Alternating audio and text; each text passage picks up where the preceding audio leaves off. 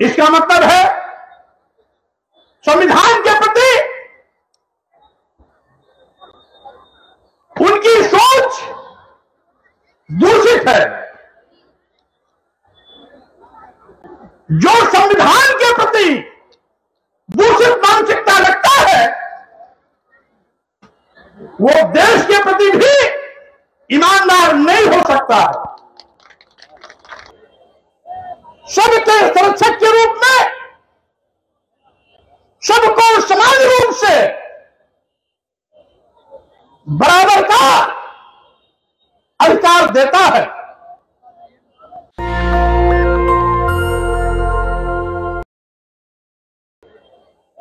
सबके संरक्षक के रूप में सबको समान रूप से बराबर का अधिकार देता है।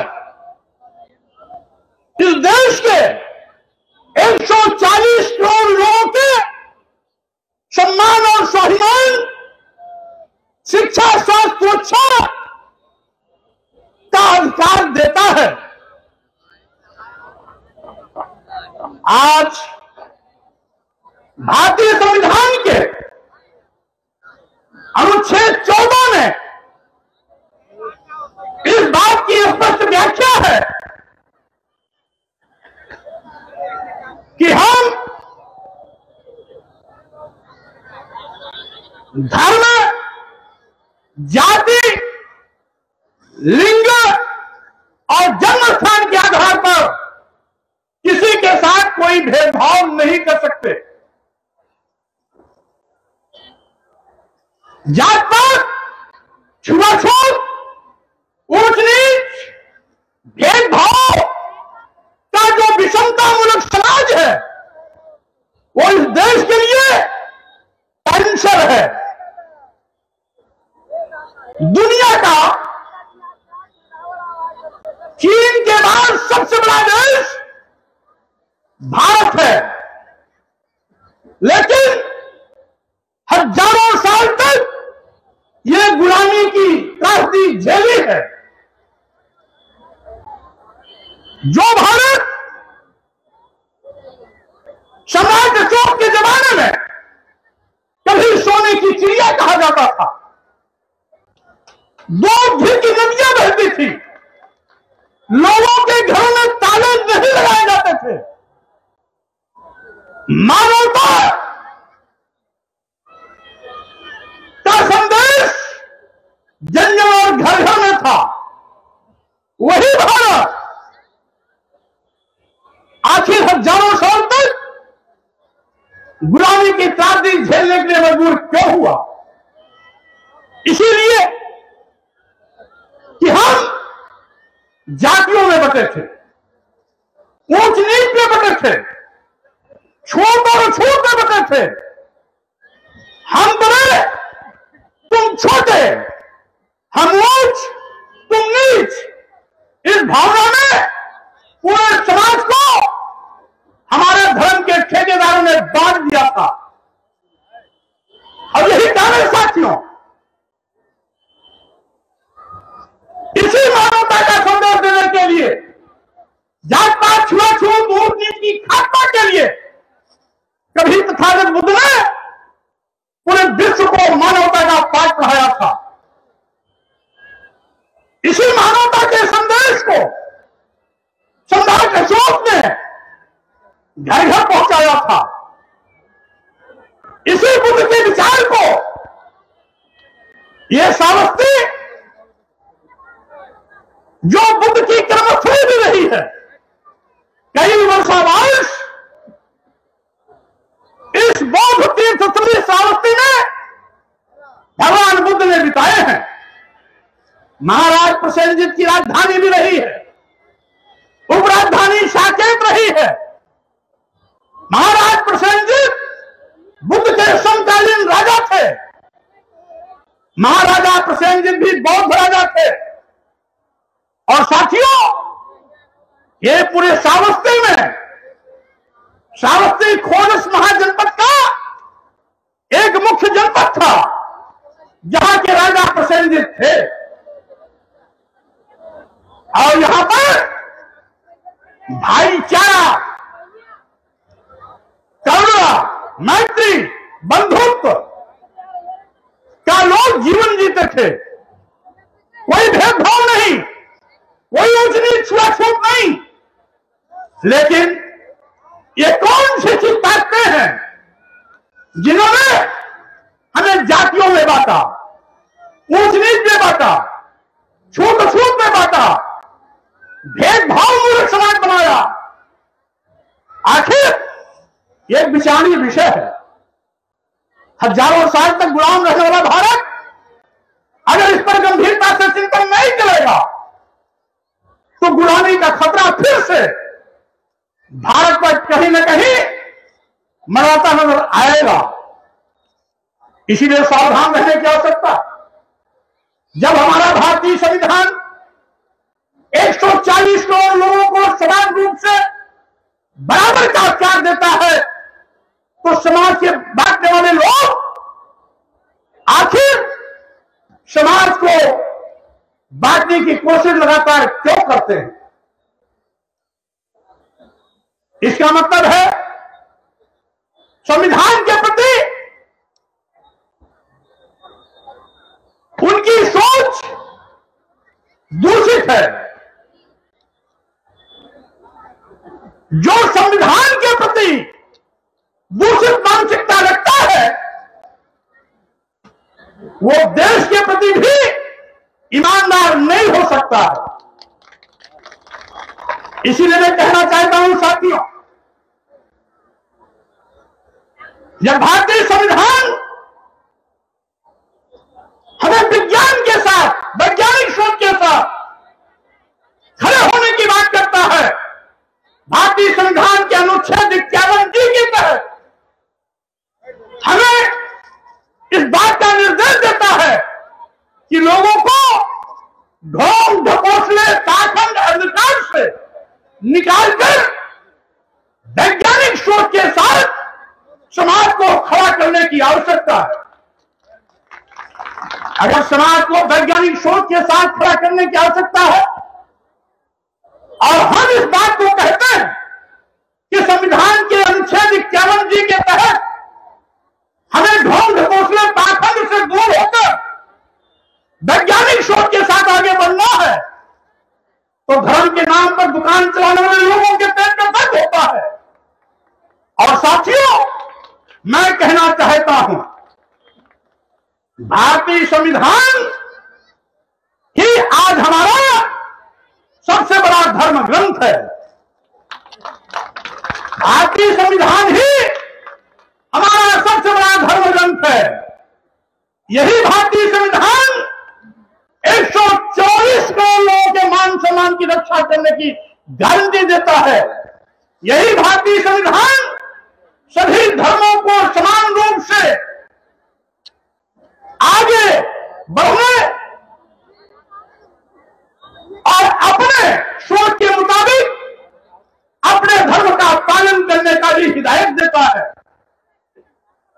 लेकिन धर्म समाज के निर्माण के लिए होता है। धर्म मानव और मानवता के कल्याण के लिए होता है। धर्म राष्ट्र के और राष्ट्रवासियों के कल्याण के लिए होता है। धर्म देश के बंटवारे की बात नहीं करता है। धर्म इंसान को जानवर से मतलब जिंदगी जीने के लिए मजबूर नहीं कर सकता है। धर्म समाज को जात पात छुआछूत ऊंची में बांटने का पाप नहीं कर सकता है। और इसीलिए मैं कहना चाहता हूं, आज धर्म की दुहाई देकर के कोई संविधान की धज्जियां उड़ाएगा तो स्वाभाविक रूप से ऐसे संविधान विरोधी ताकतों से निपटने के लिए हमें आगे आना पड़ेगा।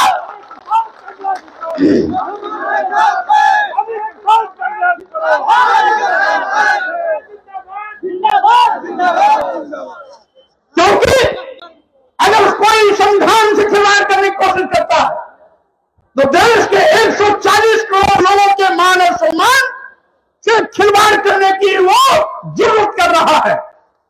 इसीलिए आज हम ये कहना चाहते हैं, हम तो वही बात करते हैं जो भारतीय संविधान हमें इंगित करता है, जो भारतीय संविधान हमें निर्देशित करता है।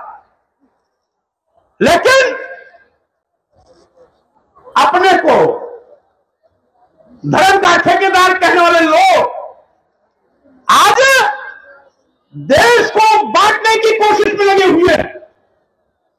जब भारतीय संविधान हमारे देश को संप्रभु राष्ट्र भारत के रूप में मान्यता दिया है, हमारा भारत राष्ट्र एक संप्रभु राष्ट्र है, तो वो कौन से देशद्रोही ताकतें हैं जो भारत को हिंदू राष्ट्र बनाने का पाप करने की बात करते हैं?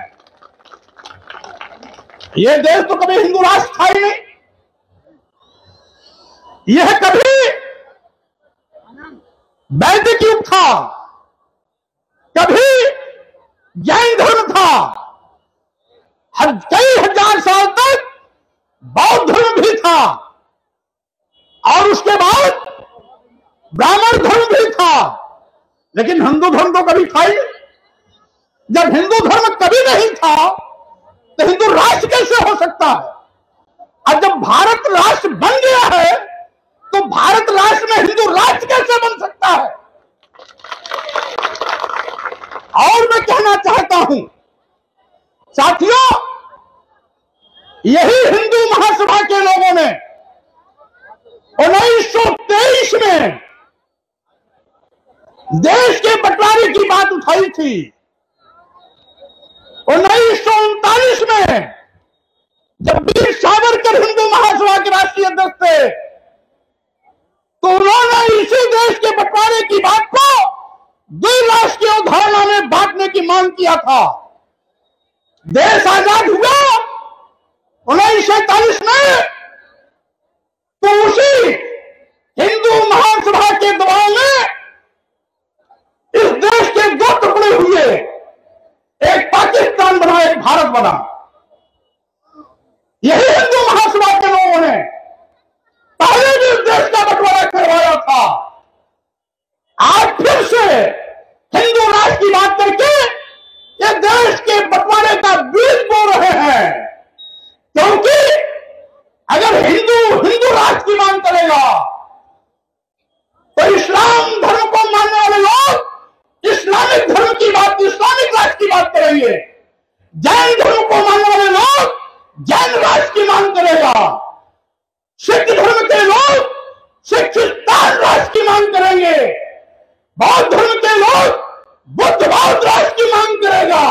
इसलिए हिंदू राष्ट्र का बीज बोने वाले लोगों, सावधान हो जाओ, तुम्हारे देश के बंटवारे की साजिश नहीं चलने पाएगी।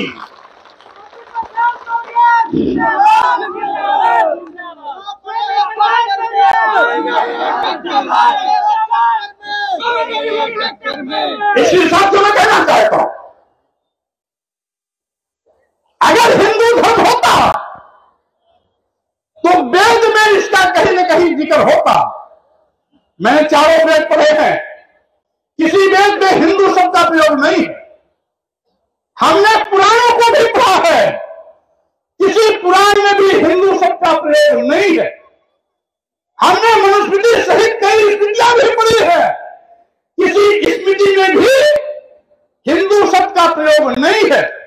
हमने वाल्मीकि रामायण भी पढ़ी है, वाल्मीकि रामायण में भी हिंदू शब्द का प्रयोग नहीं है।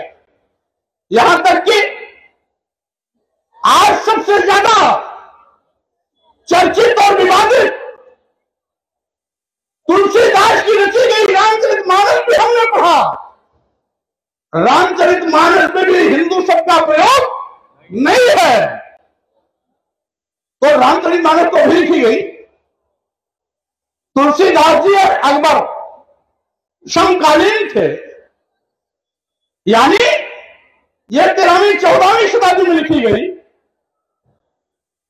तो अब जब तुलसी बाबा की लिखी रामचरितमानस में भी हिंदू शब्द का प्रयोग नहीं है, तो हमारे आरएसएस के प्रमुख, डबल इंजन की सरकार चलाने वाले लोग, धर्म का चादर होने वाले धर्माचार्य के रूप में ये खूनी भेड़िए इस देश को फिर से खून खराबे की ओर ले जाने का पाप और दुस्साहस क्यों कर रहे हैं, यह विचारणीय विषय है।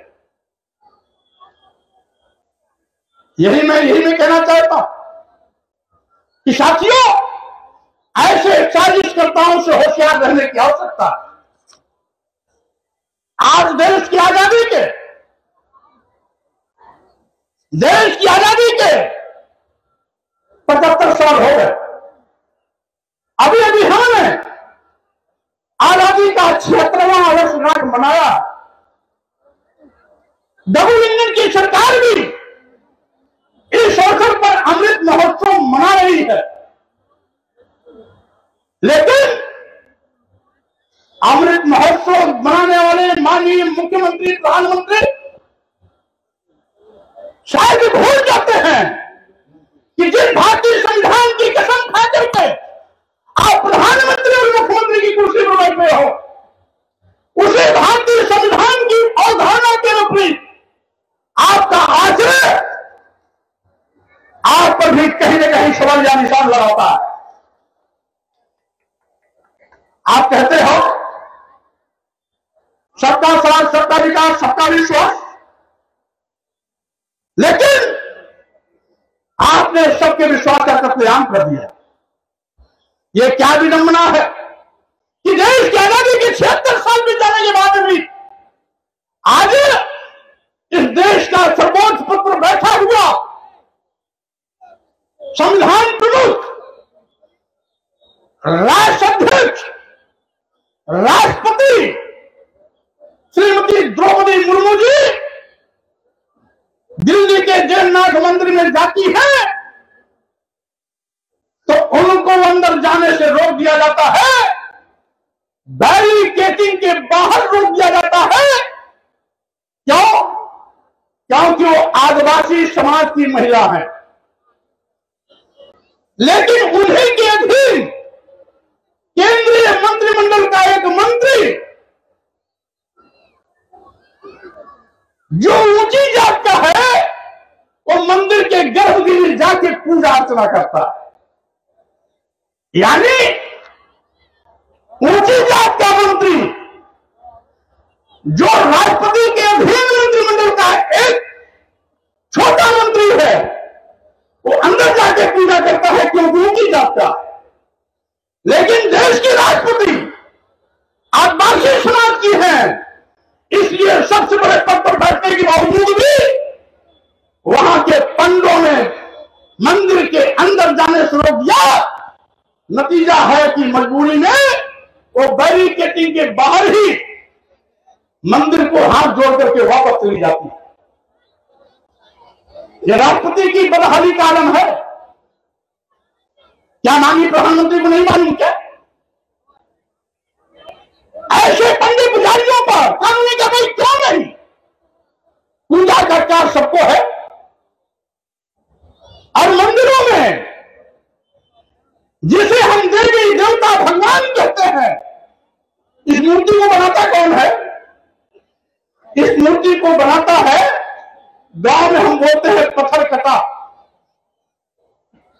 हथौड़ी छेनी से पत्थर को काट काट तराश करके वो भगवान का रूप देता है, देवी का रूप देता है, देवता का रूप देता है।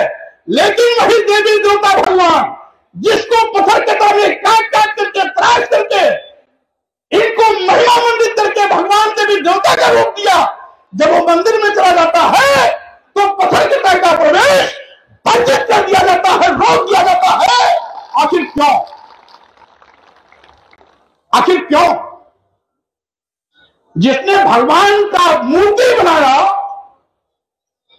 महीनों महीनों मेहनत करके उसको तराशा, खूबसूरत रूप दिया, वही मूर्ति मंदिर के अंदर गई नहीं कि मूर्ति बनाने वाला पत्थर कथा का प्रवेश वर्जित।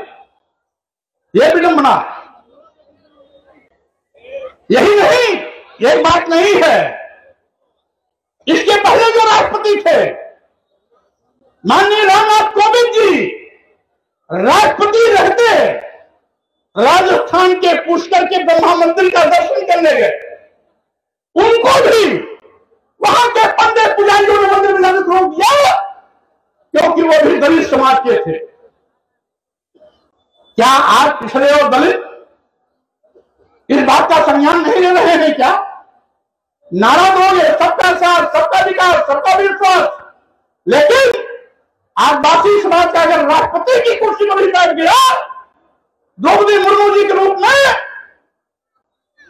तो उसको मंदिर में प्रवेश नहीं। दलित समाज का व्यक्ति रामनाथ कोविंद के रूप में अगर राष्ट्रपति बन गया तो उसको ब्रह्मा के मंदिर में प्रवेश नहीं। 2017 में अखिलेश यादव जी उत्तर प्रदेश के मुख्यमंत्री थे, डबल इंजन वालों की सरकार बनी।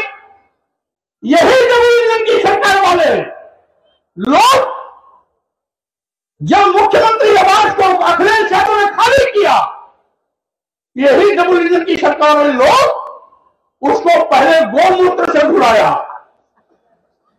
उसके बावजूद उनका पेट नहीं भरा तो गंगा जल से धुलवाया। क्यों?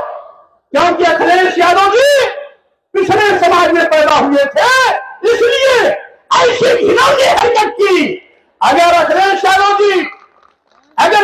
यादव जी किसी ब्राह्मण समाज में पैदा हुए होते तो भाजपा के लोग उसको न गोमूत्र से धुलवाते न गंगा जल से धुलवाते। वो इसलिए धुलाया गया कि अखिलेश यादव जी पिछड़े समाज के। आप कहते हो कि स्वामी प्रसाद मौर्य हम पर टिप्पणी करते हैं, हम टिप्पणी क्या करेंगे? हम तो अपनी पीड़ा बयां करते हैं। आपने हमारे साथ बदसलूकी क्या किया?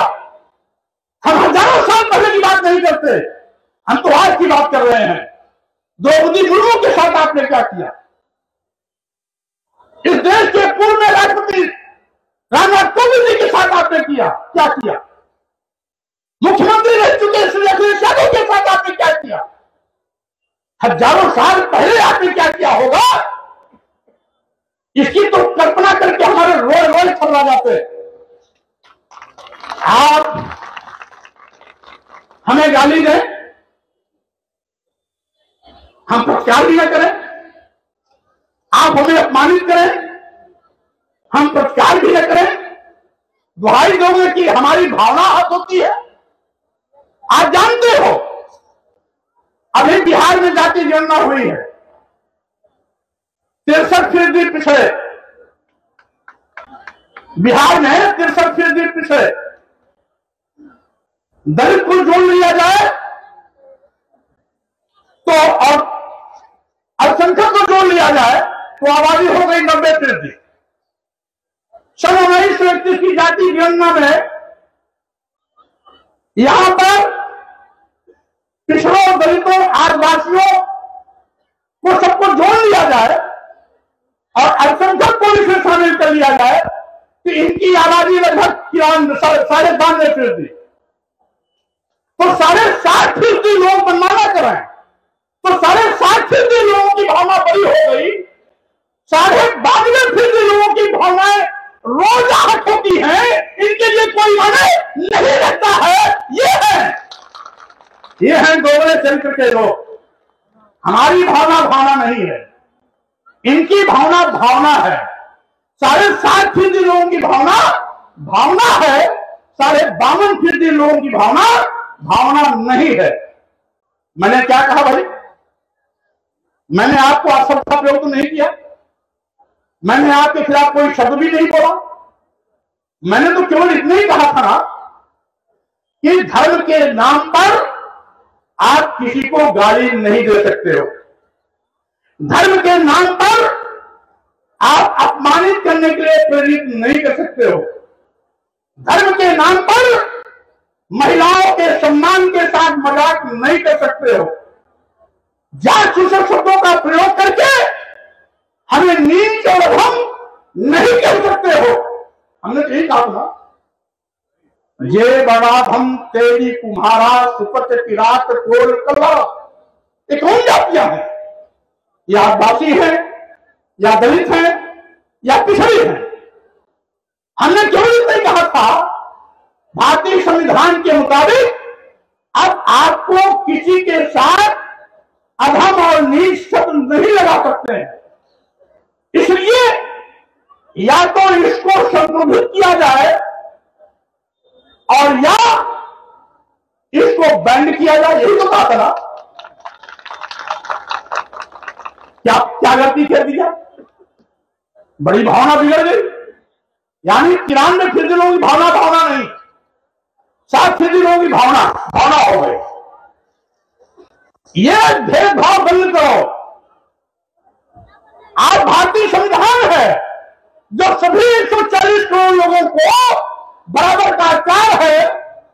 धन, धरती, शिक्षा, सम्मान, स्वाभिमान के साथ रहने का।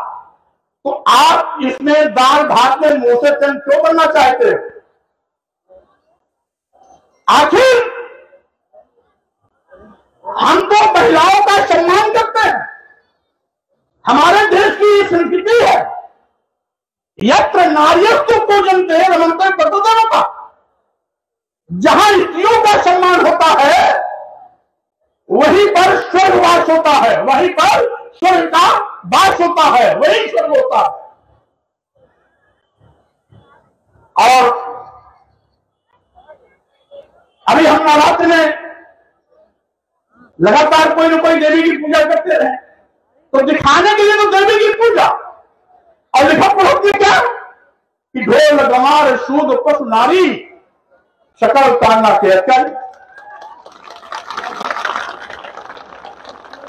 ये दोहरी नौटंकी कैसे चलेगी?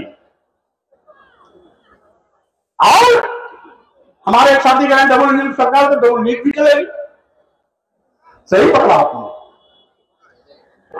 इसलिए या तो आप नारी सम्मान की बात करो। महिला सशक्तिकरण सरकार चला भी रही है, लेकिन महिला सशक्तिकरण की बात अगर स्वामी प्रसाद मौर्य कहते हैं तो सारे धर्म के ठेकेदारों में भूचाल आ जाता है, पेट में ऐठन शुरू हो जाता है, दर्द शुरू हो जाता है। और यही मैं कहना चाहता हूं, जहां महिलाओं को सम्मान देने की बात है, क्योंकि ये हमारी माता है, दादी है, नानी है, बेटी है, बहू है, बहन है। ये तमाम रूप से हमेशा हमारे उत्थान की बात करती है, तो हम इनके अपमान की बात कैसे कर सकते हैं? लेकिन जो इनको पैदा करता है वो उनको भी नहीं बख्शते हैं। सबसे बड़ी विडंबना तो ये। और महिलाओं को तो ऐसे ऐसे नीच से नीच शब्दों का प्रयोग करके ऐसे घृणा शब्दों का प्रयोग किया है जिस पर मैंने आपत्ति की थी। आज भारतीय संविधान के रहते हम किसी समाज को, किसी वर्ग को, किसी धर्म को, किसी जाति को ना अपमानित कर सकते हैं, ना नीच कह सकते हैं, ना अधम कह सकते हैं, ना मारने पीटने प्रताड़ित करने की बात कर सकते हैं। और साथियों, आज भी देखने को मिलता है तो भारतीय संविधान, लेकिन ये चलाते हैं अपने मनु का संविधान। आज भी ये कहते हैं कि पूजे विप्र सकल गुणहीना, सभी गुणों से हीन हो, लेकिन विप्र है उसका पूजा करो। और आगे क्या कहते हैं? चलो इतना कहते हैं तो कोई आपत्ति नहीं, आप किसी की पूजा करो, हमें क्या लेना देना। लेकिन आगे क्या कहते हैं कि पूजन शूद्र गुण ज्ञान न प्रवीणा, यानी गुणी भी है, ज्ञानी भी है, ज्ञान में एक्सपर्ट भी है, लेकिन अगर शूद्र है यानी दलित है, आदिवासी है, पिछड़ा है, तो उसका सम्मान मत करो। ये है, ये इनका धर्म, यही इनका धर्म। आज जैसे जैसे जनवरी नजदीक आएगा वैसे वैसे ये जितने भी धर्म का चोला पहन करके देश को बांटने की साजिश करने वाले लोग हम सब की आंख में धूल झोंकने का एक फिर तरीका ढूंढ निकाले हैं। अभी जनवरी लगेगा ना तो माननीय प्रधानमंत्री जी आएंगे अयोध्या। क्या करने? राम की मूर्ति में प्राण प्रतिष्ठा करने। भाई राम की मूर्ति प्राण प्रतिष्ठा क्यों करोगे? वो तो हजारों साल से लाखों करोड़ों लोग उनको भगवान मानते हैं, उनको अपना आराध्य मानते हैं, लोग उनकी पूजा पाठ करते हैं।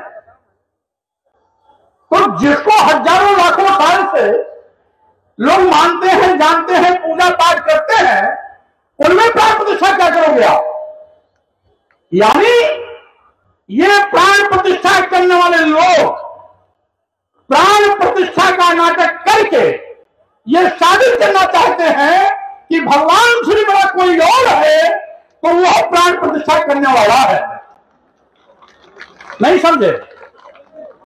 मतलब भगवान को जो प्राण प्रतिष्ठा करे, हाँ जान डालेगा, तो यानी जो भगवान में भी जान डालेगा इसका मतलब है वो भगवान से बड़ा है। क्या ढोंग है भाई? अब कोई भगवान पहले से हजारों लाखों साल चला रहा है, अब उनमें प्राण प्रतिष्ठा क्या करेंगे? केवल यही साबित करने के लिए कि जो भगवान में प्राण प्रतिष्ठा कर रहा है वो भगवान से बड़ा है। तो मैं प्राण प्रतिष्ठा करने वालों को सलाह देता हूं, भाई भगवान तो भगवान है, अब तुम प्राण प्रतिष्ठा नहीं करोगे तो भी भगवान रहेगा।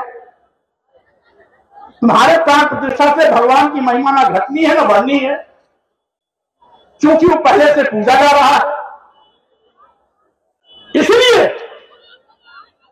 ये नौटंकी बंद करो। अगर प्राण प्रतिष्ठा करनी है तो प्राण प्रतिष्ठा करने वाले धर्माचार्य लोग पहले अपने घरों में जिनकी मौत हो जाती है उन मुर्दा के अंदर प्राण प्रतिष्ठा करके जिंदा करने का काम करो।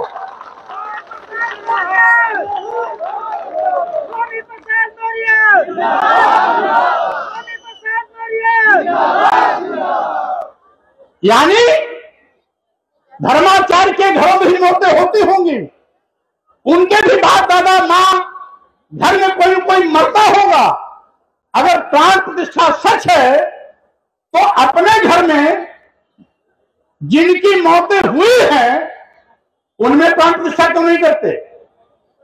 अगर मुर्दा के अंदर प्राण प्रतिष्ठा करके उसको जिंदा कर दोगे तो तुम्हारे घर में कभी कोई मरेगा ही नहीं, अलग हो जाएगा। तुम यमराज को भी चुनौती दे दोगे, तुम विज्ञान को भी ठेंगा दिखा दोगे, विज्ञान भी तुम्हारे आगे खत्म हो जाएगा और यमराज की भी कभी हिम्मत नहीं पड़ेगी तुम्हारे घर में आने की। लेकिन वो नहीं करेंगे क्योंकि उनसे उनको कुछ मिलना नहीं है, न जान आनी है मुर्दा में और न दान दक्षिणा आना है। तो दान दक्षिणा तो तभी आएगा, ये हमारे सबसे ज्यादा दलित पिछड़े समाज के लोग बहुत दान दक्षिणा पहुंचाते हैं, और जो आप लोग दान दक्षिणा पहुंचाते हो ना उसी के नाते धर्माचार्य पागल हो जाते हैं। अभी एक अयोध्या का धर्माचार्य है जिसने मुझे गोली मारने के लिए 25 करोड़ रुपए की फिरौती दिया है। ये 25 करोड़ रुपए कहां से आया? केंद्र और प्रदेश की सरकार गूंगी मेरी अंधी है क्या? क्यों नहीं 25 करोड़ रुपए की घोषणा करने वाले के घर में अब तक ईडी और सीबीआई का छापा क्यों नहीं पड़ा?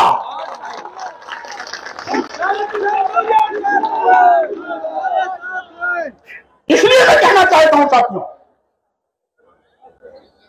आप सभी जो यहां पर बड़ी तादाद में बैठे हुए लोग हो, ये जो आप चढ़ावा चढ़ाते हो मालपुआ खिला करके इनकी तोड़ मोटी करते हो, दान दक्षिणा देकर के इनको अपने घर की कमाई देते हो। उसी कमाई के बलबूते पर ये बोल रहे हैं कि स्वामी प्रसाद मौर्य को जो गोली मारेगा हम 25 करोड़ रुपए का घोषणा करते हैं देने के लिए। ये दान दक्षिणा देना बंद कर दो तो 25 करोड़ रुपए की सुपारी देना ये अपने आप बंद कर देंगे। आप लोग अगर चाहते हो कि स्वामी प्रसाद मौर्य शेर की तरह झूठा बढ़ाते रहे और गोली मारने वाले लोग 25 करोड़ 50 करोड़ की बात करना बंद कर दें, तो साथियों न रहे बांस, न बजेगी बांसुरी, न आप देंगे दान दक्षिणा, न पाएगा इनके पास पैसा और न 25 करोड़ की देने होने की करेंगे घोषणा। बंद करो। आज मैं आपसे कहना चाहता हूं कि आज स्वामी प्रसाद मौर्य को नहीं बिगड़ना, क्योंकि स्वामी प्रसाद मौर्य जानते हैं कि जो भी पैदा हुआ है आज नहीं तो कल मरेगा। और स्वामी प्रसाद मौर्य ये भी जानते हैं कि कुत्ते भूखे लाख हजार, हाथी चले अपनी रफ्तार।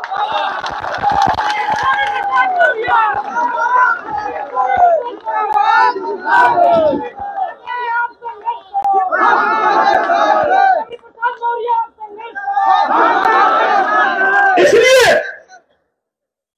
इसके पहले भी यह 16वीं घोषणा है, इसके पहले 15 घोषणाएं हो चुकी हैं। कई लोगों ने, कई साधु संघ के देश में ये जो आतंकवादी अपराधी चरित्र के लोग हैं, इनको ये नहीं भूलना चाहिए कि ये सरकार आती और जाती है। आज प्रदेश में योगी बाबा की सरकार है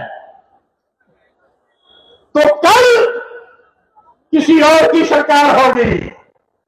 अखिलेश यादव स्वामी प्रसाद मौर्य की भी सरकार होगी। और जितने अपराधी चरित्र के लोग भाषा बोल रहे हैं, मैं एक एक करके सरकार बनते ही ऐसा हिसाब किताब करूंगा कि दिन सच्ची का तो क्या आ जाएगा।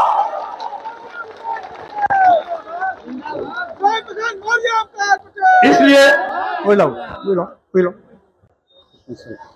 इसलिए मैं ये कहना चाहता हूं, लोकतांत्रिक तरीके से आप अपनी बात कह सकते हैं। मारने काटने की बात करोगे तो ना आप साधु रहोगे, न संत रहोगे, न सन्यासी रहोगे। आप अपराधियों की श्रेणी में आ जाओगे, आप आतंकवादियों की श्रेणी में आ जाओगे। ये सुपारी देने वाले लोग साधु संत हो ही नहीं सकते, ये अपराधी आतंकवादी हो सकते हैं। आज योगी बाबा की सरकार है, पुलिस तुम्हारे ऊपर हाथ नहीं डाल रही है। माननीय सर्वोच्च न्यायालय का जबकि इस बात का निर्देश है, कोई भी घृणात्मक स्पीच देने वाले के हेट स्पीच देने वाले के खिलाफ तत्काल कार्रवाई होनी चाहिए। 15 जान से मारने की मेरे पास धमकी आ गई। उन्होंने बाकायदे मीडिया के सामने अपनी उस बात को वायरल भी किया, चोरी चोरी छिपे छिपे नहीं किया, मीडिया को बुला करके घोषणा किया। उसके बावजूद आज पुलिस ऐसे आतंकवादी और अपराधियों के खिलाफ कोई कार्रवाई नहीं कर रही है, क्योंकि उनको इस बात का गुमान है कि प्रदेश में योगी बाबा की सरकार है।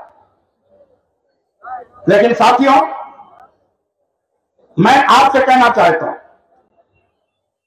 एक नहीं 1000 इस प्रकार की बंधन घर की मिले तो भी स्वामी प्रसाद मौर्य के सेहत पर कोई असर पड़ने वाला नहीं है। हाँ, इतना जरूर है, मैं तो इतना जानता हूं कि जो भी पैदा हुआ है वो अमर होकर नहीं आया। जहां बैठे हो, जिस भगवान की आराधना, हेलो, ये वाली आवाज सही करो, हेलो हेलो हेलो, हम तथागत बुद्ध की बात करते हैं, लेकिन तथागत बुद्ध को भी परिनिर्वाण मिला था। हम महावीर जैन की बात करते हैं, उन्हें भी परिनिर्वाण प्राप्त हुआ था। हम भगवान राम की बात करते हैं, भगवान राम भी सरजू में जल समाधि लिए थे, यानी राम की भी मौत हुई थी। वाल्मीकि रामायण इस बात का गवाह है कि वो राम और लक्ष्मण दोनों भाई जल समाधि एक साथ सरजू में लिए थे। कृष्ण को भी किसी ने, एक भील ने तीर मार करके मौत के घाट उतारा था। ईसा मसीह को भी सूली पर लटकाया गया था। मोहम्मद साहब भी जब चलते थे तो उनमें भी ईंट पत्थर बरछा और कीचड़ सा गंदगी फेंकी जाती थी। कौन सी नई बात है ये? कौन सी नई बात है? कौन अमर होके आया है? आज नहीं तो कल सबको मौत को गले लगाना होगा। इसलिए जिसको मैं जानता हूं कि मौत सच है, उस मौत से स्वामी प्रसाद मौर्य डरने वाला नहीं है। इसीलिए ऐसे बकबक करने वाले लोगों को मैं थोड़ा भी तरजीह तवज्जो नहीं देता। हाँ, इतना जरूर है साथियों, मैं ये भी कहना चाहता हूं, आज हम तो वो बात करते हैं जो भारतीय संविधान कहता है कि लोगों को वैज्ञानिक साथ के साथ खड़ा करो, वैज्ञानिक सोच के साथ खड़ा करो। हम भी सनातन धर्म को मानते हैं, लेकिन पाखंड को नहीं। यह सनातन शब्द तथागत बुद्ध का शब्द है। भगवान बुद्ध संदेश दे रहे थे अपने शिष्यों को, तो संदेश देने के बाद अंतिम वाक्य में उन्होंने कहा, जो मैंने संदेश दिया, एस धम्मो सनातनः, एस धम्मो सनातनः, यही धर्म उपदेश सनातन है। जैसे शत्रुता से नहीं खत्म होती, शत्रुता खत्म करने के लिए मित्र भाव से हाथ मिलाना पड़ता है। यह सच है। सूरज लाखों साल पहले भी हमें प्रकाश देता था, आज भी दे रहा है, लाखों साल बाद भी देगा। यह सनातन है। पृथ्वी सूर्य के चारों ओर चक्कर लगाती है, जिससे कि रात दिन होता है और 365 दिन का एक साल होता है। यह सत्य है। इसलिए अभी हमारे अकेला जी बोल रहे थे, पानी किसी के साथ भेदभाव नहीं करता।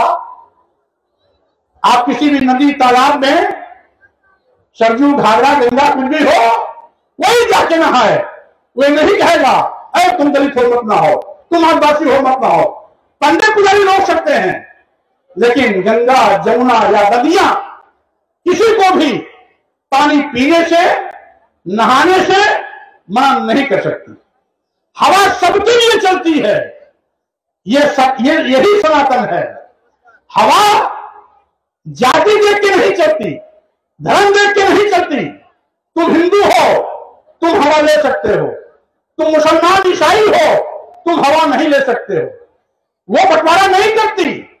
हवा ऑक्सीजन सबके लिए चलता है, हिंदू के लिए भी, मुसलमान के लिए भी, ईसाई के लिए भी, बौद्ध के लिए भी, जैन के लिए भी, सिख के लिए भी, यहूदी के लिए भी कोई भेदभाव नहीं करता। यह सनातन है। अग्नि ये सबके काम आती है, जमीन सबके काम आती है, ये नहीं मना करते। तो जब सूर्य किसी के साथ भेदभाव नहीं करता, हवा किसी के साथ भेदभाव नहीं करती, पानी किसी के साथ भेदभाव नहीं करता, अग्नि किसी के साथ भेदभाव नहीं करती, तो भेदभाव करने वाले लोग ये कौन से धर्म के ठेकेदार, किस दुनिया से आते हैं? और यही जो हमेशा चला रहा है, यही सनातन है। सनातन ये नहीं हो सकता, जात पात छुआछूत ऊंच नीच ये सनातन नहीं है, क्योंकि ये इंसानों का बनाया हुआ है। ये किसी कुदरती ताकत ने नहीं बनाई, प्रकृति ने नहीं बनाया, धर्म के ठेकेदारों ने अपनी दुकान चलाने के लिए बनाया है। धर्म नहीं बल्कि धंधा के रूप में उस धर्म के इस्तेमाल करके लोगों को ठगने का काम किया है। इससे सावधान रहने की आवश्यकता है। मैं एक दिन मनुस्मृति पढ़ रहा था। मनुस्मृति के पहले अध्याय में एक श्लोक है जिसका हिंदी अनुवाद है, मुंह से ब्राह्मण पैदा हुआ, बाहु से क्षत्रिय पैदा हुआ, जंघे से बनिया पैदा हुआ और पैर से शूद्र पैदा हुआ। अब कहते हैं यही सनातन मानो। हम कैसे माने सनातन? हम तो देखते हैं भारत में हो, चीन में हो, लंका में हो, जापान में हो, अमेरिका में हो, इंग्लैंड में हो, अफ्रीका में हो, ऑस्ट्रेलिया में हो, कहीं भी हो, बच्चा जहां पैदा होता है अपने मां के पेट से पैदा होता है। तो मां के पेट से बच्चा पैदा होता है, ये तो सनातन है। लेकिन मुंह से बच्चा पैदा हो, ये क्या है? ये कभी देखा क्या कि किसी के मुंह से बच्चा पैदा होते देखा आप लोगों ने? अगर किसी ने देखा तो हाथ उठा दो, किसी ने देखा हो तो, अब नहीं देखा तो फिर कोई बात नहीं। क्या किसी बच्चे को कभी किसी के हाथ से पैदा होते देखा है क्या? नहीं। किसी बच्चे को जंघे से पैदा होता देखा है क्या? नहीं।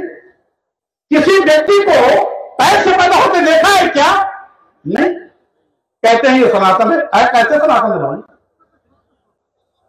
मुंह से बच्चा पूरे दुनिया में आज तक पैदा ही नहीं हुआ, तो हम कैसे मान लें कि मुंह से ब्राह्मण पैदा हो गया? हम कैसे मान लें कि हाथ से क्षत्रिय पैदा हो गया? हम कैसे मान लें कि जंघे से बनिया पैदा हो गया?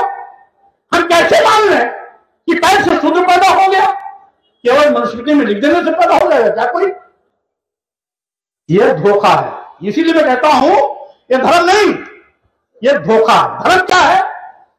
मां के पेट से पैदा होना, यही धर्म है, यही सनातन है। तो जात पात छुआ ऊंच नीच सनातन नहीं हो सकता। धर्म ढकोसला पाखंड सनातन नहीं हो सकता। स्वार्थ में बनाई गई नीति रीति सनातन नहीं हो सकता। सनातन धर्म को हम मानते हैं, लेकिन हमारा सनातन विज्ञान पर आधारित है और आपका सनातन धोखे, झूठ और फरेब पर आधारित है।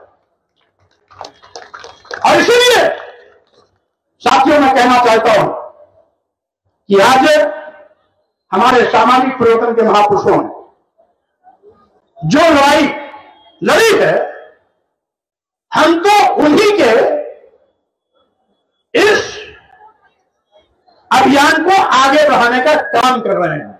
हम कोई बात नहीं कर रहे, हम उसी बात को आगे बढ़ाने का बात कर रहे हैं कि भगवान बुद्ध ने कहा था, जो भी बुद्ध के अनुयायी हैं, भगवान बुद्ध ने कहा था कोई बात इसलिए मत मान लेना कि किसी बड़े धर्म ग्रंथ में लिखी हुई है, किसी बात को इसलिए भी मत मान लेना कि हमारे बड़े बूढ़ों ने इस बात को कही है, किसी बात को इसलिए भी मत मान लेना कि मैं स्वयं कह रहा हूं, बल्कि किसी की भी कही हुई बात, किसी के द्वारा सुनी गई बात किसी धर्म ग्रंथ में पढ़ी गई बात को अपने दिमाग की कसौटी पर कसना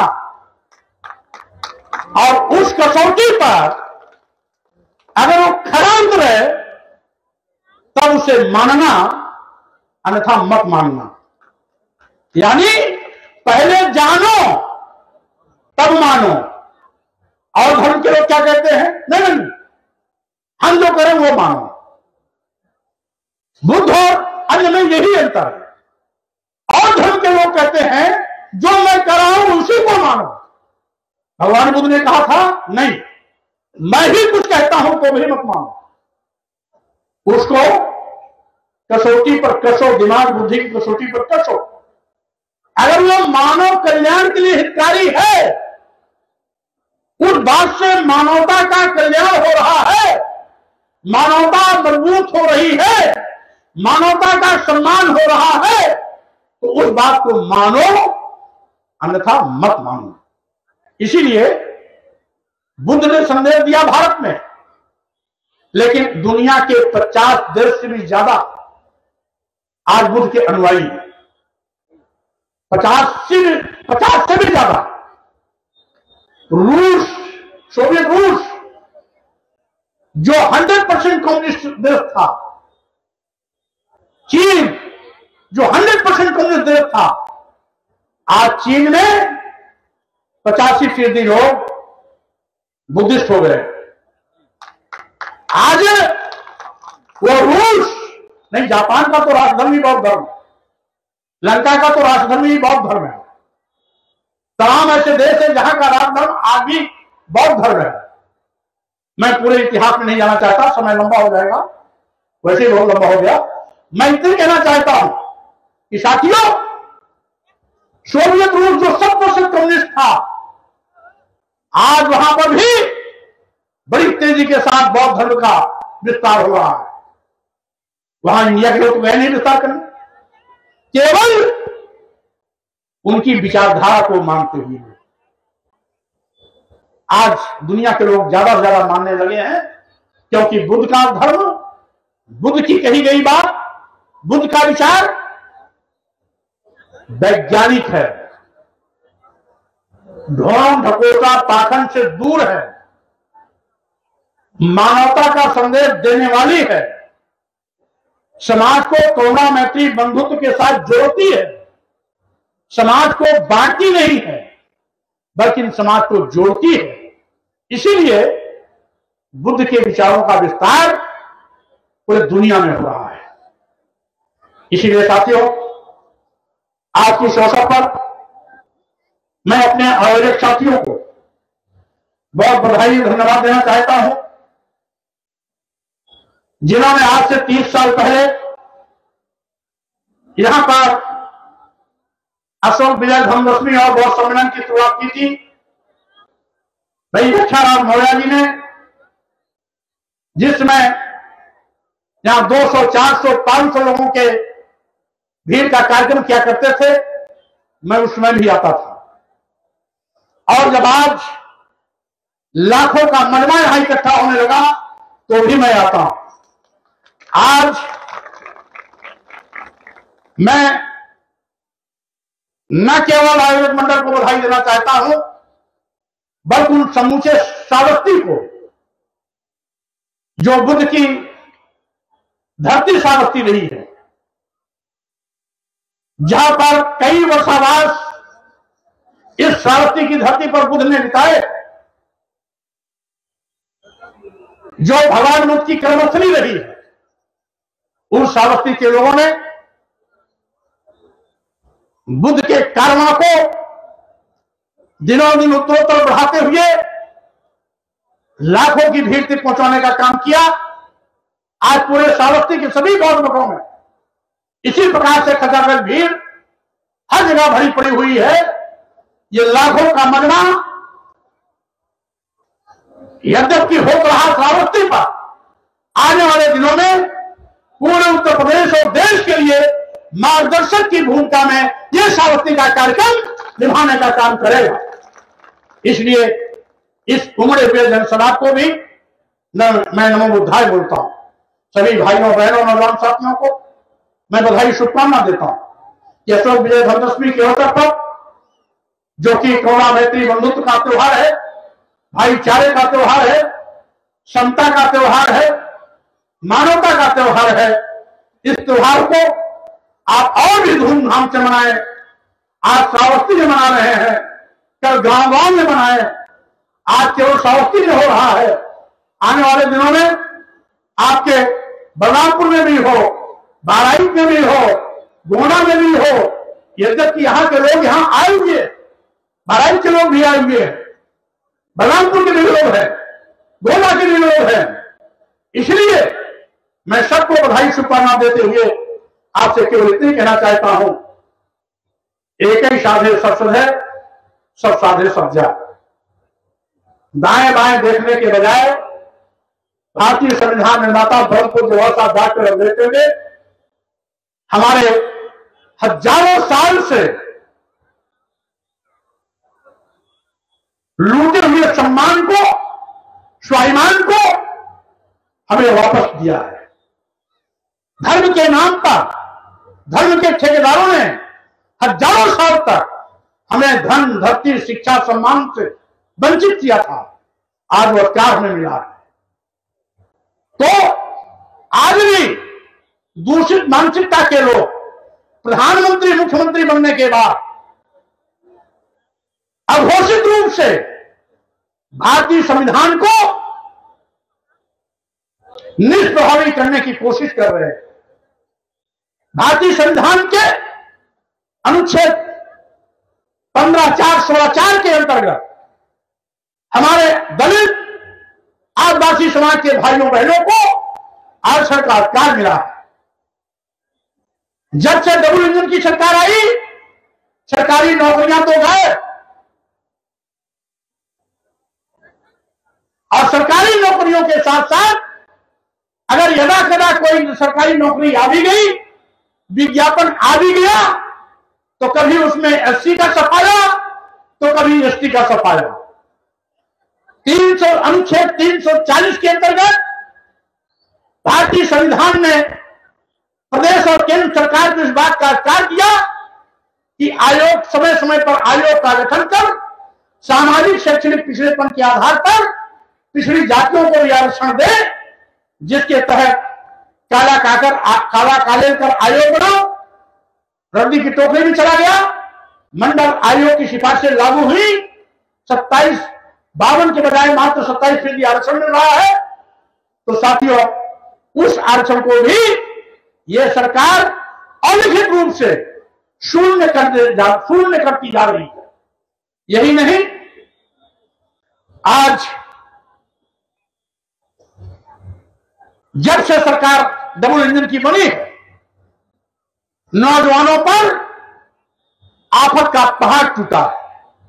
सरकारी नौकरियां गायब, करोड़ों नौजवान बेरोजगारी का दम झेल रहे हैं, महंगाई से आम जनता की कमर टूट गई। आज किसानों को लाभकारी मूल्य दिलाने का वादा करने वाली सरकार किसानों को लाभकारी मूल्य तो नहीं दिला पाई। अलबत्ते जब किसानों के खेत में उत्पाद पैदा होता है तो सरकारी क्रय केंद्र नदारत बिचौलियों के माध्यम से किसानों को अपना उत्पाद बेचना पड़ता है, औने पौने दामों में बेचने के लिए मजबूर होता है। यही नहीं, छुट्टा जानवरों का आतंक अलग से 100 200 जानवरों का झुंड गरीब किसानों के खेत में जाता है, घंटे 2 घंटे में चलकर बराबर कर देता है, और छुट्टा जानवरों के आपस में लड़ने से, एक्सीडेंट होने से तमाम नौजवान, बूढ़े, बच्चों की मौतें जो होती हैं वो अलग। जिन व्यापारियों ने डबल इंजन की सरकार बनाई, उनका दोहन पहले जीएसटी के नाम पर किया गया, और अब जीएसटी की जांच को ईडी के दायरे में लाकर व्यापारियों की भी कमर तोड़ने की सरकार ने तैयारी कर ली। यही नहीं, आज लोकतंत्र को कमजोर किया जा रहा है, लोकतांत्रिक मूल्यों की हत्या की जा रही है। यही कारण है विपक्षी पार्टी के नेताओं के खिलाफ ईडी, सीबीआई, इनकम टैक्स का दुरुपयोग कर तथ्य एफआईआर कराए जा रहे हैं, उनको जेलों में डाला जा रहा है। और ये पहली ऐसी असफल सरकार है जिसने तमाम सरकारी विभागों को बेचने का पाप किया। जिन सरकारी विभागों में नौजवानों को सरकारी नौकरियां मिलने की उम्मीदें होती थी, ये डबल इंजन की सरकार ने उनकी उम्मीदों पर पानी फेरा है। आप जानते हैं कि डबल इंजन की सरकार ने देश के सभी बंदरगाह बेच दिए, सभी एयरपोर्ट बेच दिया, एयर इंडिया बेच दिया, सभी रेलवे स्टेशन बेच दिए, कई दर्जन ट्रेनें भी उद्योगपतियों के हवाले कर दिया। एलआईसी जैसी बड़ी संस्था जिसमें लाखों लाख लोग काम करते हैं, उसको भी अदानी को दे दिया। आखिर अदानी और अंबानी से डबल इंजन सरकार का रिश्ता क्या है, जो देश के ये सारे के सारे लाभ वाले विभाग और पौने दामों में इन उद्योगपतियों के हवाले करने का पाप इस सरकार ने किया है। और मैं कहना चाहता साथियों, ये भारत है, यहां का लोकतंत्र दुनिया का सबसे मजबूत लोकतंत्र है। लोकतंत्र को खत्म करने वाले लोग इस गप बुगाते में न रहें। लोकतंत्र खत्म नहीं होगा, लेकिन लोकतंत्र का जवाब होने वाले लोग की विदाई जरूर होगी। उस समय का लोग इंतजार कर रहे हैं। इसीलिए मैं कहना चाहता हूं कि साथियों, सावधान रहो, सजग रहो, संविधान की रक्षा के लिए हमेशा खड़े रहो, साथ ही साथ लोकतंत्र की रक्षा हमारी पहली प्राथमिकता होगी। देश बचाना है, लोकतंत्र बचाना है, संविधान बचाना है, तो गलत इरादों की सरकार को बाहर का रास्ता दिखाना है। इसीलिए आज की इस अवसर पर मैं पुनः आयोग साथियों को बहुत बधाई शुभकामना देते हुए अपनी बात पर विराम देता हूं, आपसे विदा लेता हूं। जय भीम, जय भारत, नमो बुद्धाय, जय श्रीराम। नेशनल दस्तक की आपसे गुजारिश है कि अगर इसको बचाना चाहते हैं तो नेशनल दस्तक को सब्सक्राइब करने के लिए रेड कलर के सब्सक्राइब बटन को दबाएं, फिर बेल आइकन की घंटी दबाएं। नेशनल दस्तक को बचाने के लिए बहुत जरूरी है कि हर खबर को शेयर करें, लाइक करें, कमेंट जरूर करें।